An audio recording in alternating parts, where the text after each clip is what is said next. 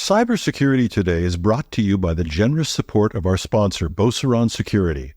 You can get their 2024 State of Cybersecurity Awareness Report at beauceronsecurity.com, and there's a link you can follow in the show notes. More Snowflake storage victims found. Microsoft issues new Windows patches, and more. Welcome to Cybersecurity Today. It's Wednesday, June 12th, 2024. I'm Howard Solomon, contributing reporter on cybersecurity for TechNewsDay.com.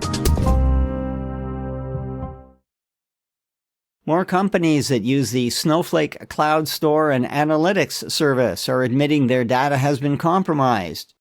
As of Monday, Mandiant and Snowflake had notified about 165 potentially exposed organizations.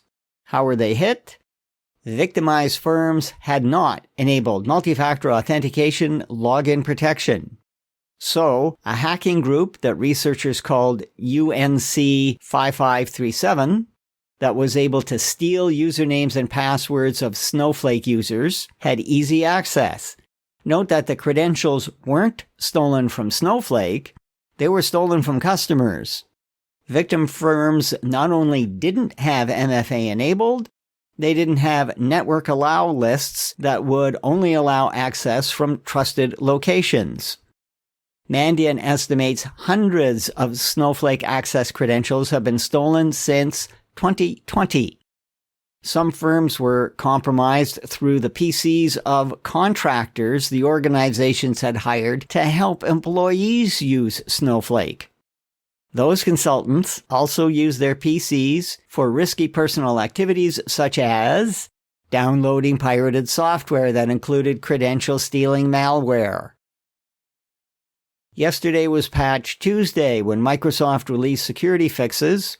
According to Action 1, one plugs a critical Windows Server vulnerability in Microsoft Messaging queuing. If MSMQ is enabled and not patched, an attacker could do nasty things. IT departments that use MSMQ should disable it until the patch is installed. There are also several holes in Microsoft Office that need patching. And Windows Server and Win11 have an issue in the event tracelog file parsing feature that needs to be patched. The Microsoft patches also help close a vulnerability in the DNSSEC protocol that can lead to denial of service attacks. Fortra notes that network administrators should watch for updates from DNS servers like Bind, PowerDNS, DNSMask, and others that will also close this hole. More on patching. If your organization uses Veeam Backup Enterprise Manager, make sure the latest version is installed. Researchers at Summoning Team have published a proof-of-concept exploit of a critical authentication bypass vulnerability that Veeam announced last month.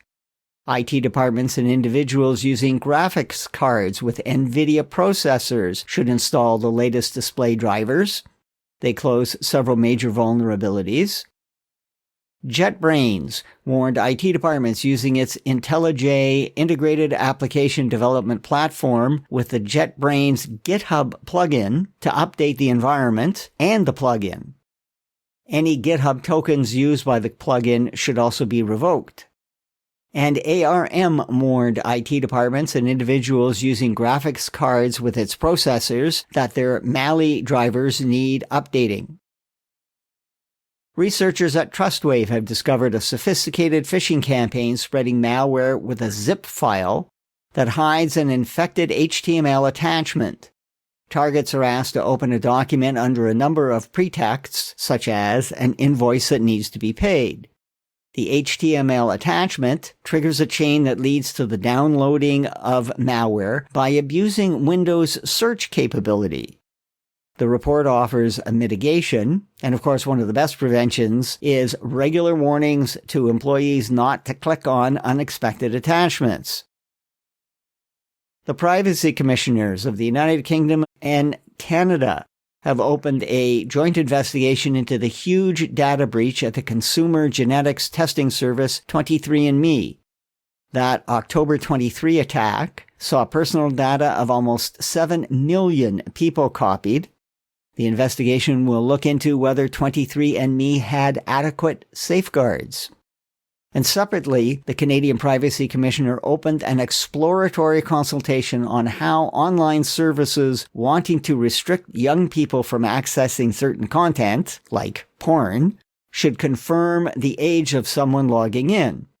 This comes as Parliament debates proposed legislation that would restrict young people's online access to sexually explicit material.